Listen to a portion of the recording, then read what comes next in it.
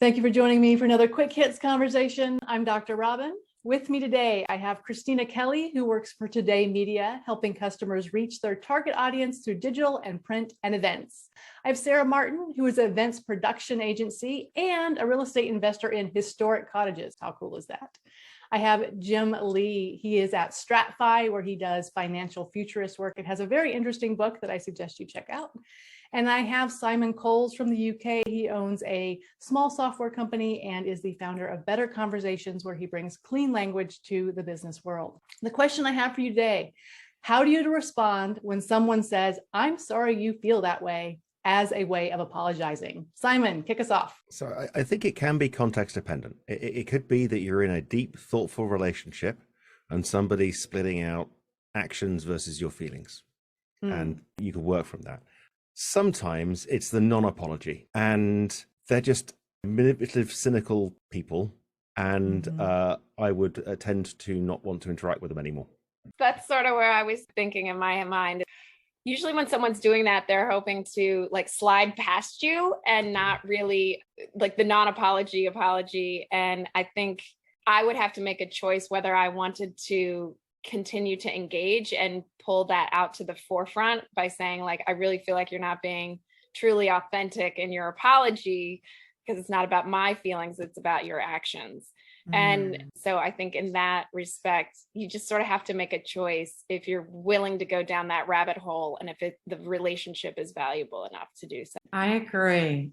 When I first heard it, I thought, "I'm sorry you feel that way." That's not an apology. I've seen it used as a strategy when people are experiencing conflict and they don't want to engage with the person. And it's kind of a way to end the conversation, to say, "I'm sorry you feel that way." You're basically being dismissed if somebody says that to you. It could be phrased so many better ways if it actually were an apology. So I think it's a non-apology and it's very dismissive. Yeah, I'd say don't use it. If you thought about saying it, don't say it. But if you hear it, it's also a indication that whatever you're working on hasn't completely been resolved yet. I've definitely had situations. So this news flash, I can be a little bit snarky.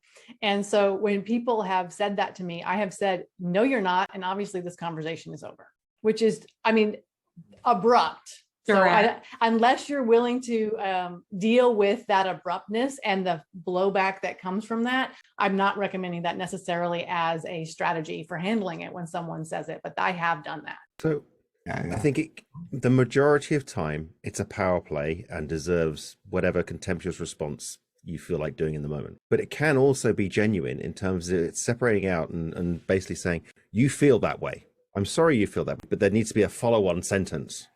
Like, what causes you to feel like that? Or is there anything I did or something? So it can be genuine, I think. And when used genuinely is actually very useful because it's focusing on the thing that's probably been expressed, which is you've got some feelings and then you work back from that. I think you'd have to be in an awfully nuanced relationship for that to be used in a positive way. Well, I think good relationships are nuanced, aren't they? Yes, I just can't imagine a situation with anyone except maybe you, Simon, who if they said that to me, I wouldn't be like, "No, oh no, we are not going there." So Simon, what would be the clean language alternative to saying this? Well, you would acknowledge, "I'm sorry you feel that way. What happened just before you felt that? Or is there anything else about how you feel about this? Where does that feeling come from?" So you'd explore, but it's not necessarily a clean thing, but you would always acknowledge how somebody felt in some way. And I think that maybe it's the "I'm sorry" part. Because sometimes when you say "I'm sorry," it means I did something wrong. Sometimes it means I feel bad for you. And sometimes it just means, "Shut up, I don't care." Yeah, I think intent matters, doesn't it? And I think if that came from a stranger or somebody you've got a less of a close relationship with, you would be entitled to think that it's not a very helpful comment. It's basically, screw you. I think that question you just asked, what happened right before, is super relevant, because what leads into someone saying, "I'm sorry you feel that way," and their tone, I think, dictates. And if they're saying it as an apology, which is how we kind of phrase the question at the top, I think then you have a decision to make of, is the relationship worth the trouble to try and suss out what all that means? Yeah, I think too, it begs the question of what is a proper apology. And as far as how can you really address an apology of someone that does have feelings that are hurt? And 9 times out of 10, the way I attack it is I acknowledge what it is. And I really try to understand what it is that I've done or said.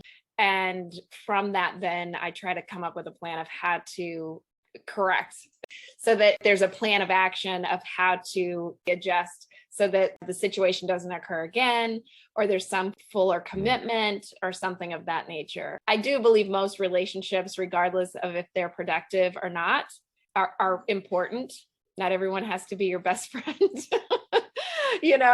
And dealing with difficult people is going to happen all the time, every time. And you can't let difficult people get in the way of your goals. It's a hard line. You really got to have someone that really is malicious and really trying to hurt you in some way, I think, to be able to cut them out. But at the same time, this question really did bring to light for me, what is the right way to say you're sorry?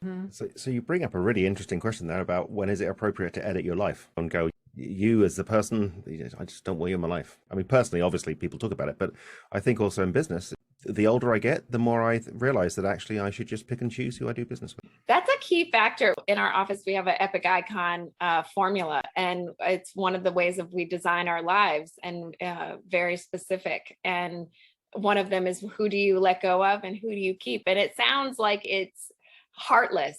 It really does, because some of the people that you decide to let go of can be very close to you. But ultimately, in order for you to live the life that you want to live, sometimes it's necessary. There's only so many hours in the day and so much energy you got. So you can only share with so many people. Yeah, you made a distinction, sir, between productive and unproductive relationships. And I thought that was very interesting because I haven't thought of things that way before. Yeah. Yeah, for me, and it goes back to the point I make in my TEDx talk, which is if there's no water in the well, stop going there looking for a drink. Like, make the decision of recognizing, is there water in this well? And if the answer is no, then you can decide whether you want them in your life or not, but stop going there looking for them to give you something if they don't have it to give. Yeah, I think, and if you truly cared or were concerned about this person feeling whatever way it was, and you heard that, it would be more of a, gosh, I feel terrible that you feel that way. I'm sorry you feel that way. It's just kind of like shutting it down. You will know if it's genuine. Certainly, you'd never use that phrase on email where there's no other information. But in person, it could actually genuinely touch somebody because it's basically, I care about your feelings. Well, and I think it depends upon too, if it's something I did that made them feel that way, then it would be, I hate that I did that to you. Let's see if we can fix it. Whereas if it's an outside thing that caused them to feel that way, you have a different response of, oh, I feel bad with you about that. We have to go back to what Jim said at the top. Just don't say it to people. It's not nice. It's not useful. It's loaded with minefields. Just don't say that to people. So what would you say instead? The thing I would say is, I hate that you feel that way. Or I hate that I caused that kind of feeling for you. Can we talk through it? But that would be where I would go, is I hate that. So I would own it. Not, I'm sorry you feel that way, but how I feel about how they feel, I think is what I would do. Yes, better. Like, it makes me sad that you feel that way. Like, I would talk about me. But isn't that what I'm sorry you feel that way? Isn't that the same thing? You're saying, oh, you're sorry. No, those words together are a blow off. Okay. So is it just that particular set of phrases has 20 odd years ago got captured by the sort of customer service manual and we now don't believe it? Yeah. I think that's definitely true. I think that it's definitely true that if someone says, I'm sorry you feel that way, that's immediately like, you don't care, it doesn't matter, and you want me to shut up. So is it just another one of those phrases that's been adopted into corporate speak and has lost all meaning? Yes. Yeah, which is why it's so hard to respond to, because the words themselves mean something, but together they don't mean anything anymore. So really, this is about the destruction of human relationships by corporate speak.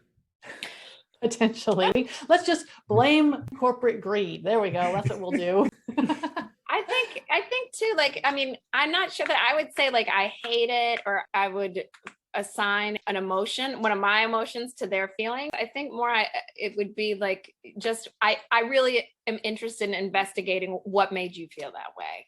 Because obviously that wouldn't be my intent on a daily basis. And an apology has to come from the heart, right? Yeah. And sometimes the way that that's delivered is just so flat and so heartless that you know it. Yeah. Yeah. Well, that is our 10 minutes of talking about I'm sorry you feel that way. And I hope you don't feel like we didn't have enough time. And I look forward to speaking to each of you again really soon.